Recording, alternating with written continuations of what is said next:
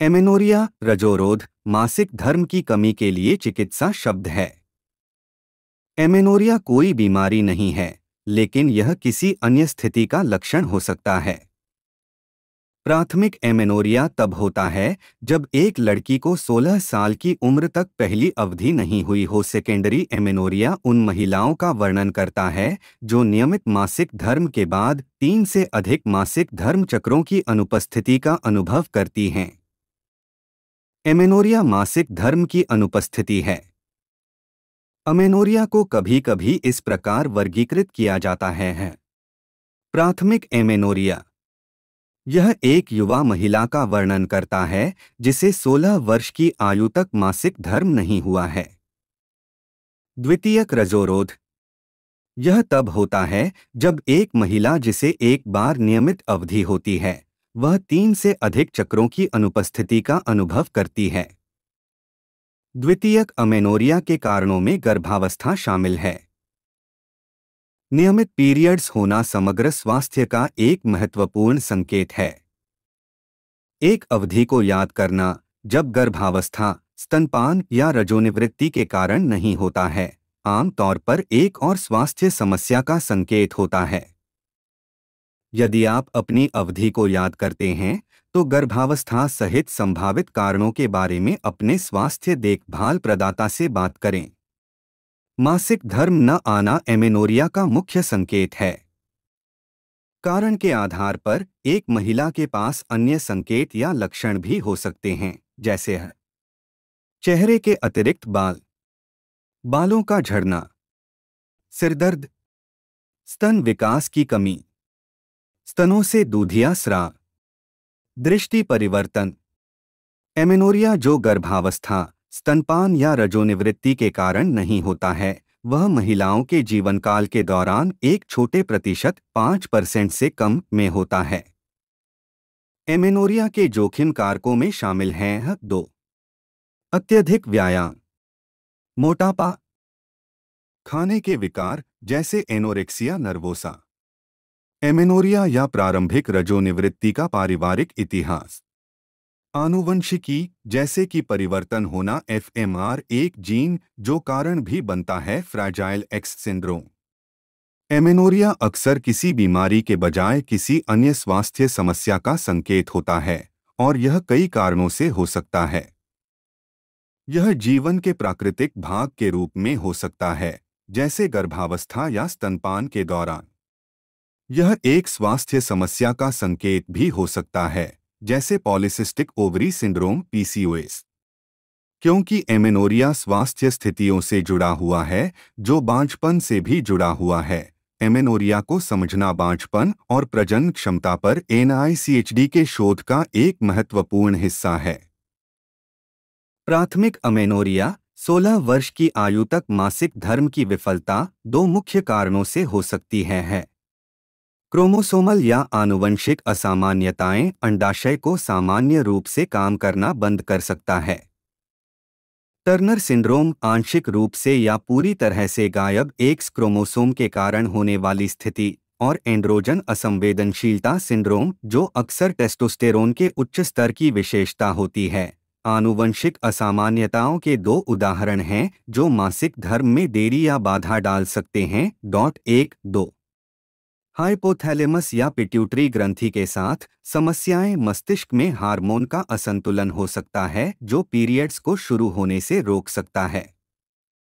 खाने के विकार, अत्यधिक व्यायाम और अत्यधिक शारीरिक या मनोवैज्ञानिक तनाव या इन कारकों का संयोजन जैसी स्थितियां भी हाइपोथैलेमस या पिट्यूटरी ग्रंथि के सामान्य कामकाज को बाधित कर सकती हैं, जिससे मासिक धर्म की शुरुआत में देरी हो सकती है। दुर्लभ मामलों में शारीरिक समस्याएं जैसे कि प्रजनन अंगों का गायब होना या प्रजनन मार्गों में रुकावट भी प्राथमिक एमेनोरिया का कारण बन सकती है। प्रजनन पथ के गायब हिस्से अंतःस्रावी व्यवधान पैदा कर सकते हैं और मासिक धर्म को रोकने के लिए हाइपोथैलेमिक या पिट्यूटरी समस्याओं के साथ जुड़ सकते हैं। रुकावटें मासिक धर्म के रक्तस्राव को भी रोक सकती हैं, जिससे ऐसा लगता है कि एक लड़की को प्राथमिक एमेनोरिया है, भले ही उसका मासिक धर्म चक्र वास्तव में सामान्य हो। सेकेंडरी एमेनोरिया लगातार 3 मासिक धर्म न होना या सामान्य रूप से मासिक धर्म के बाद कम से कम 6 महीने तक मासिक धर्म न होना विभिन्न कारणों से हो सकता है, जैसे है प्राकृतिक कारणों। गर्भावस्था माध्यमिक अमेनोरिया का सबसे आम प्राकृतिक कारण है। अन्य शारीरिक कारणों में स्तनपान और रजोनिवृत्ति शामिल हैं। दवाएं और उपचार। कुछ जन्म नियंत्रण गोलियां, इंजेक्शन योग्य गर्भनिरोधक और हार्मोनल अंतर्गर्भाशी उपकरण आईयूडी एमेनोरिया का कारण बन सकते हैं। मासिक धर्म चक्र को फिर से शुरू करने और नियमित होने के लिए इस प्रकार के जन्म नियंत्रण में से एक को रोकने के बाद कुछ महीने लग सकते हैं। कुछ दवाएं, जिनमें कुछ एंटीडिप्रेसेंट और रक्तचाप की दवाएं शामिल हैं, एक हार्मोन के स्तर को बढ़ा सकती हैं जो ओव्यूलेशन और मासिक धर्म चक्र को रोकती है।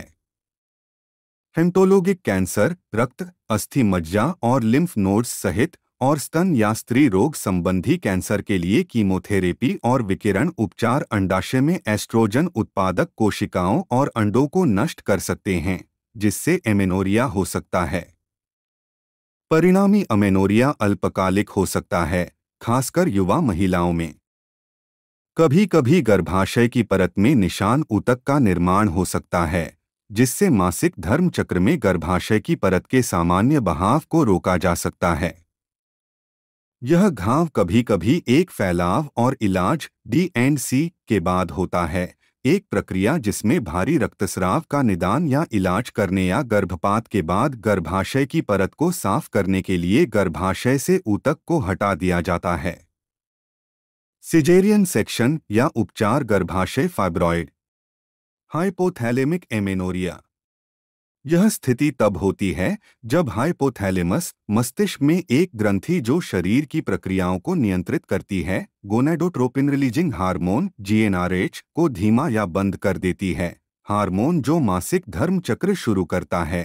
हाइपोथैलेमिक एमेनोरिया वाली महिलाओं की सामान्य विशेषताओं में शामिल हैं।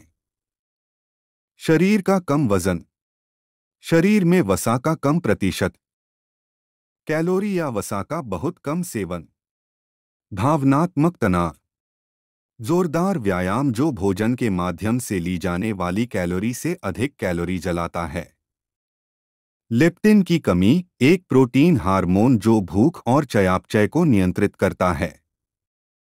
कुछ चिकित्सीय स्थितियां या बीमारियां। स्त्री रोग संबंधी स्थितियां, विशेष रूप से वे जो हार्मोन असंतुलन का कारण बनते हैं या उसके परिणामस्वरूप होते हैं, उनमें मुख्य लक्षण के रूप में द्वितीयक अमेनोरिया भी हो सकता है। Polycystic ovary syndrome PCOS। PCOS तब होता है जब एक महिला का शरीर सामान्य से अधिक एंड्रोजन, एक प्रकार का हार्मोन, पैदा करता है। एंड्रोजन के उच्च स्तर के कारण अंडाशय में तरल पदार्थ से भरी थैली या सिस्ट बढ़ सकते हैं, जिससे अंडे की रिहाई, ओव्यूलेशन में हस्तक्षेप हो सकता है।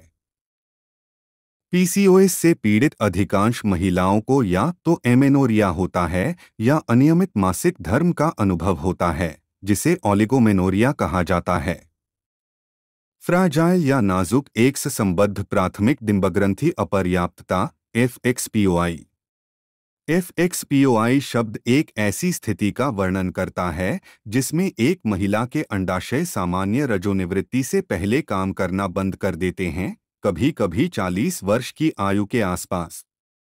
FXPOI एक्स गुणसूत्र पर जीन में कुछ परिवर्तनों के परिणामस्वरूप होता है। FXPOI उन महिलाओं में काफी आम है जो एमेनोरिया का इलाज चाहती हैं। थायराइड की समस्या। थायराइड गर्दन के आधार पर एडम के सेब के ठीक नीचे एक छोटी तितली के आकार की ग्रंथि है।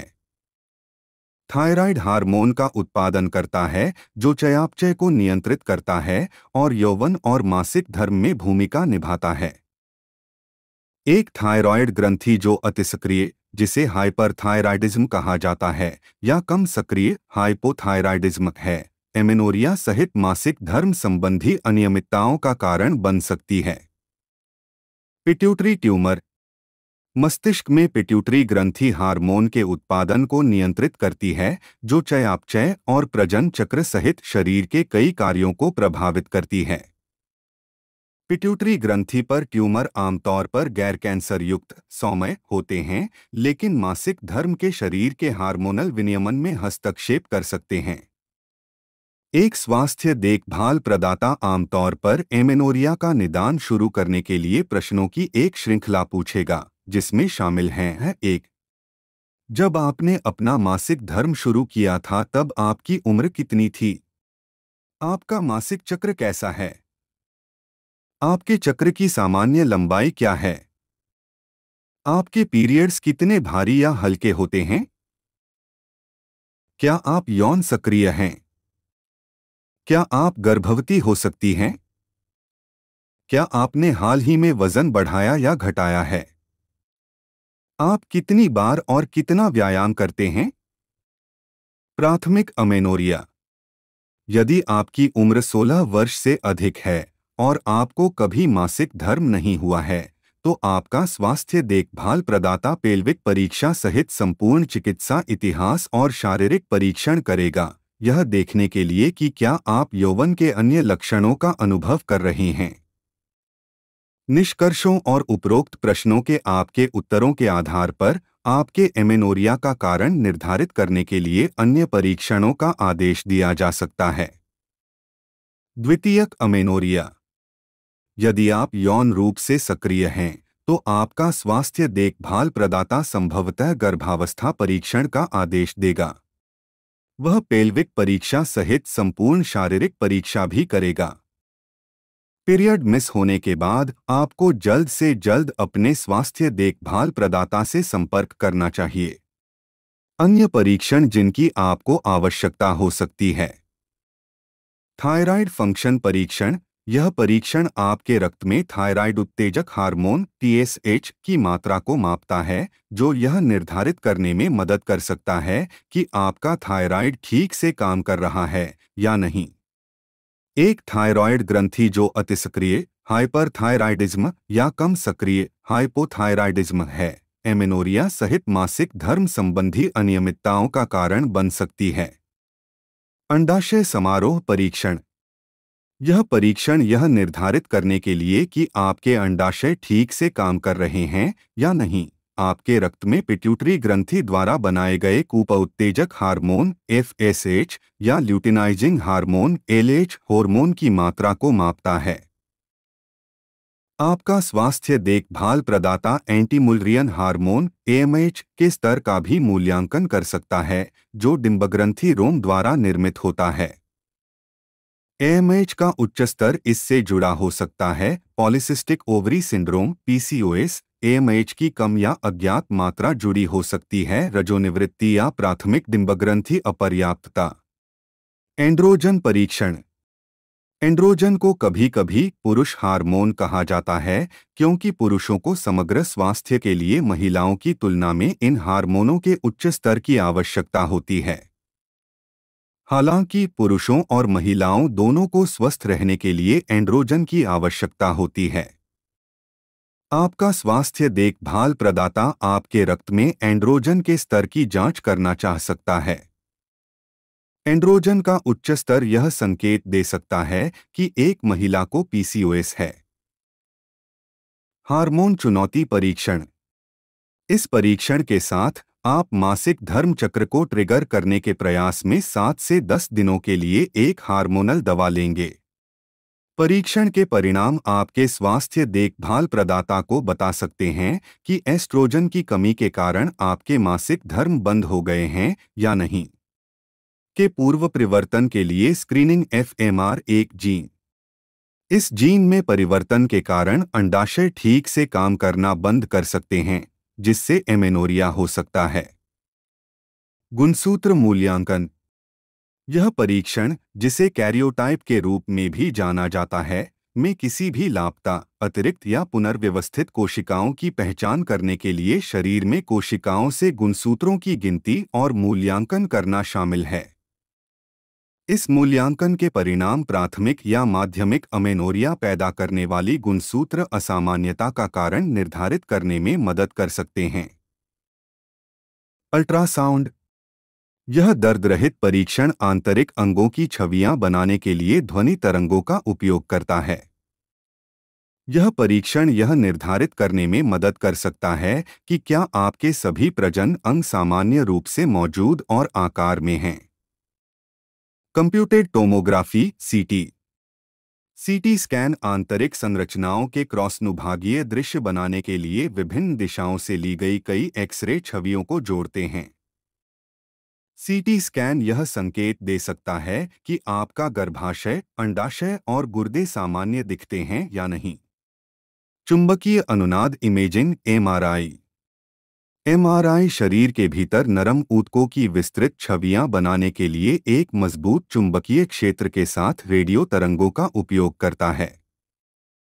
आपका स्वास्थ्य देखभाल प्रदाता पिट्यूटरी ट्यूमर की जांच करने या आपके प्रजनन अंगों की जांच करने के लिए एमआरआई का आदेश दे सकता है। गर्भाशय दर्शन। इस प्रक्रिया में एक पतला, रोशन कैमरा आपकी योनि और गर्भाशय ग्रीवा के माध्यम से पारित किया जाता है ताकि आपके स्वास्थ्य देखभाल प्रदाता को आपके गर्भाशय के अंदर देखने की अनुमति मिल सके। आपका स्वास्थ्य देखभाल प्रदाता एमेनोरिया के कारण का निदान करने के प्रयास के लिए इनमें से कई परीक्षणों का उपयोग कर सकता है। कुछ मामलों में एमेनोरिया का कोई विशिष्ट कारण नहीं पाया जा सकता है। इस स्थिति को इडियोपैथिक कहा जाता है। एमेनोरिया के लिए उपचार क्या हैं?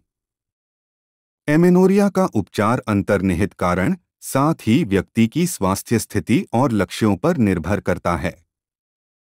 यदि प्राथमिक या माध्यमिक अमेनोरिया जीवनशैली कारकों के कारण होता है, तो आपका स्वास्थ्य देखभाल प्रदाता नीचे दिए गए क्षेत्रों में बदलाव का सुझाव दे सकता है। वजन। अधिक वजन या गंभीर रूप से कम वजन आपके मासिक धर्म चक्र को प्रभावित कर सकता है। स्वस्थ वजन प्राप्त करने और बनाए रखने से अक्सर हार्मोन के स्तर को संतुलित करने और आपके मासिक धर्म चक्र को बहाल करने में मदद मिलती है। तनाव। अपने जीवन में तनाव के क्षेत्रों का आकलन करें और उन चीजों को कम करें जो तनाव का कारण बन रही हैं। यदि आप स्वयं तनाव कम नहीं कर सकते हैं, तो परिवार, दोस्तों, अपने स्वास्थ्य देखभाल प्रदाता या परामर्शदाता जैसे पेशेवर श्रोता से मदद मांगें। शारीरिक गतिविधि का स्तर। आपको अपने मासिक धर्म चक्र को फिर से शुरू करने में मदद करने के लिए अपनी शारीरिक गतिविधि के स्तर को बदलने या समायोजित करने की आवश्यकता हो सकती है। अपने स्वास्थ्य देखभाल प्रदाता और अपने कोच या ट्रेनर से बात करें कि कैसे अपने स्वास्थ्य और मासिक धर्म चक्र को बनाए रखने वाले तरीके से प्रशिक्षित किया जाए। अपने मासिक धर्म चक्र में बदलाव के बारे में जागरूक रहें और यदि आपको कोई चिंता है तो अपने स्वास्थ्य देखभाल प्रदाता से जांच करें। पीरियड्स कब होते हैं, इसका रिकॉर्ड रखें। उस तारीख को नोट करें जब आपकी अवधि शुरू होती है, यह कितने समय तक चलती है और आपके द्वारा अनुभव की जाने वाली कोई भी समस्या। रक्तस्राव का पहला दिन आपके मासिक धर्म चक्र का पहला दिन माना जाता है। ये प्राथमिक अमेनोरिया आपकी उम्र और अंडाशय फंक्शन परीक्षण के परिणामों के आधार पर स्वास्थ्य देखभाल प्रदाता सतर्क प्रतीक्षा की सिफारिश कर सकते हैं। यदि अंडाशय फंक्शन परीक्षण कम कूपोत्तेजक हार्मोन FSH या ल्यूटिनाइजिंग हार्मोन LH स्तर दिखाता है तो मासिक धर्म में देरी हो सकती है। जिन महिलाओं के परिवार में मासिक धर्म में देरी का इतिहास है, उनमें इस तरह की देरी आम है। क्रोमोसोमल या आनुवंशिक समस्याओं के कारण होने वाले प्राथमिक एमेनोरिया के लिए सर्जरी की आवश्यकता हो सकती है। 46XY गोनाडल डिसजेनेसिस नामक आनुवंशिक स्थिति वाली महिलाओं में एक X और एक Y गुणसूत्र होता है, लेकिन उनके अंडाशय सामान्य रूप से विकसित नहीं होते हैं। इस स्थिति से अंडाशय में कैंसर विकसित होने का खतरा बढ़ जाता है। कैंसर के खतरे को रोकने या कम करने के लिए गोनाड अंडाशय को अक्सर लेप्रोस्कोपिक सर्जरी के माध्यम से हटा दिया जाता है। के लिए उपचार द्वितीयक रजोरोध कारण के आधार पर चिकित्सा या शल्य चिकित्सा उपचार या दोनों का संयोजन शामिल हो सकता है। माध्यमिक अमेनोरिया के लिए चिकित्सा उपचार। माध्यमिक अमेनोरिया के लिए सामान्य चिकित्सा उपचार में शामिल हैं गर्भनिरोधक गोलियां या अन्य प्रकार की हार्मोनल दवा। कुछ मौखिक गर्भनिरोधक मासिक धर्म चक्र को फिर से शुरू करने में मदद कर सकते हैं। पीसीओएस के लक्षणों को दूर करने में मदद करने के लिए दवाएं। ओव्यूलेशन को ट्रिगर करने में मदद के लिए अक्सर क्लोमिफीन साइट्रेट सीसी थेरेपी निर्धारित की जाती है। Oestrogen replacement therapy ERT. ERT hormonal स्तर को संतुलित करने और महिलाओं में मासिक धर्म चक्र को फिर से शुरू करने में मदद कर सकता है। प्राथमिक डिंबग्रंथि अपर्याप्तता पीओआई या नाजुक एक्स संबद्ध प्राथमिक डिंबग्रंथि अपर्याप्तता एफएक्सपीओआई।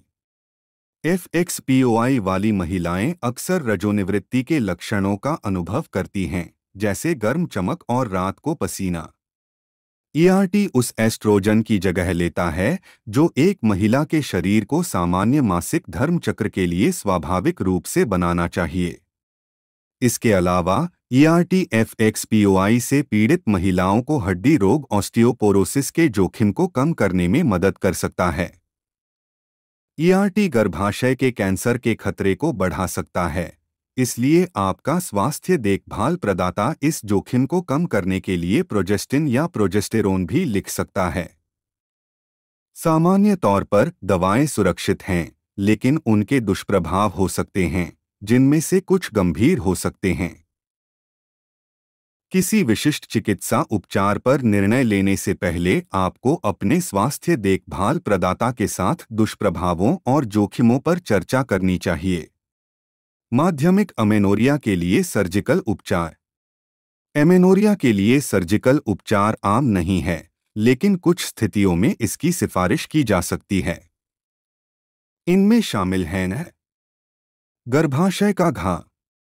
यह घाव कभी कभी हटाने के बाद होता है। गर्भाशय फाइब्रॉइड एक सिजेरियन सेक्शन या एक फैलाव और इलाज डीएनसी एक प्रक्रिया जिसमें भारी रक्तस्राव का निदान या इलाज करने या गर्भपात के बाद गर्भाशय की परत को साफ करने के लिए गर्भाशय से ऊतक को हटा दिया जाता है।